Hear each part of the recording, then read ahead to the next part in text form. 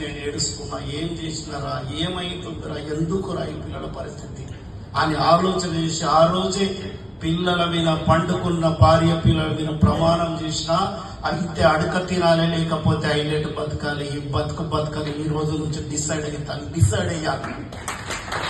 నేను చేసిన పనిలో నేను గెలిస్తే నా ఫ్యామిలీకి నేను హీరో అయితే, ఓడిపోతే నా పాత లైఫ్ నాకే ఉంటది, ఇంతకంటే దరిద్రంగా ఏం బతకాలని డిసైడ్ అయ్యేది.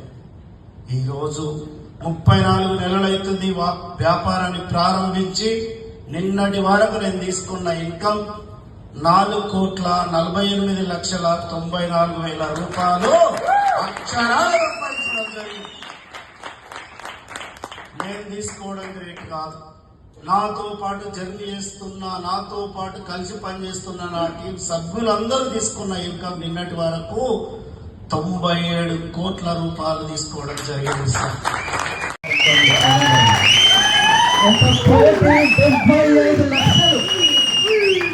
ఆలోచించండి మిత్రులారా, ఒక బండి కొనుక్కుంటే 1 కోటి రూపాయలు వచ్చినాయి అంటే ఇంతకంటే ఆనందంగా ఉంటుందా సార్?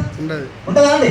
మనం హీరో హోండా వాడినాం, యమహా వాడినాం, సుజుకి వాడినాం, హీరో హోండా వాడినాం, రకరకాల బండ్లు వాడినాం, ఎక్కడ కూడా 1 రూపాయి రాలే సార్. మరి ఒక ADMS కంపెనీ వెహికల్ వాడితే 1 కోటి రూపాయలు ఇస్తా అంటుంది మిత్రులారా. వాడాలా వద్దా? ఎవరు వాడాలి? నేను. ఎవరు వాడాలి? ఎవరు వాడాలి?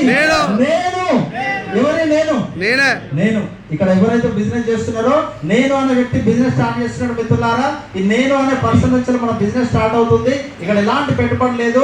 ఒక నా పేరు వచ్చేసి సుప్రీత్ కౌర్. నేను by profession X bank manager. ఒక ప్రైవేట్ బ్యాంక్ లో నేను ఒక 10 years పని చేశాను.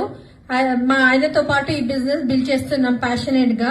అయితే ఒక మాట అర్థమైంది, మనం చేసే జాబ్ లో మనకు జీతం వస్తుంది కానీ జీవితం అనేది ఉండదు. అది 10 years వర్క్ చేసిన తర్వాత మాకు అర్థమైంది. ఈరోజు చాలా మంది మనం అనుకుంటాం కంఫర్టబుల్ పొజిషన్ లో ఉన్నాము, మనకేమవుతుంది, మనకేమైనా కానీ ఉంది కదా, జాబ్ ఉంది కదా అనుకుంటాం. కానీ మనము పని చేయలేని పరిస్థితుల్లో మన ఇంట్లో ఇన్కమ్ వస్తుందా అది ఆలోచించుకోవాలి, రైట్? అయితే మీకు ఎవరైతే ఈ ఆపర్చునిటీ ఇచ్చిండ్రో వాళ్ళు మన కోసం అంత కష్టపడి మన ఇంటికి వచ్చి వాళ్ళు చెప్పారు.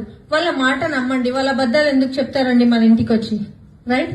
వాళ్ళని ఒక 3 years నమ్మి గట్టిగా వాళ్ళ చేయి పెట్టుకొని వాళ్ళు చెప్పినట్టు చేస్తే 100% మనం ఇక్కడ జీవితంలో ముందుకు వెళ్తాము.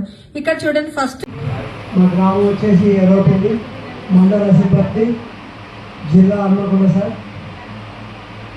నేను ఒక మామూలు వ్యక్తి కానీ నేను ఇది 2వ పిలవబోడు, కానీ అలా రిజల్ట్ బాగున్నది సార్, బ్రహ్మాండంగా ఉంది. అశోక్ సారు జీవిత పాఠాలు చెప్తే ఏం లేదు సార్, మనం ఇక చాలా నేర్చుకునేవి ఉన్నాయి. అక్కడికి వేరే వాళ్ళు మాత్రం ఎవ్వరు మాత్రం ఇక ఇక్కడికి వచ్చిందంటే అందరూ టైగర్ లాగా అవుతారు సార్.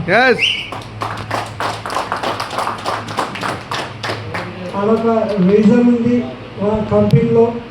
ఏది చెప్పినా కానీ బాగున్నది సార్, బ్రహ్మాండంగా ఉన్నది, నాకైతే నచ్చింది సార్. Thank you.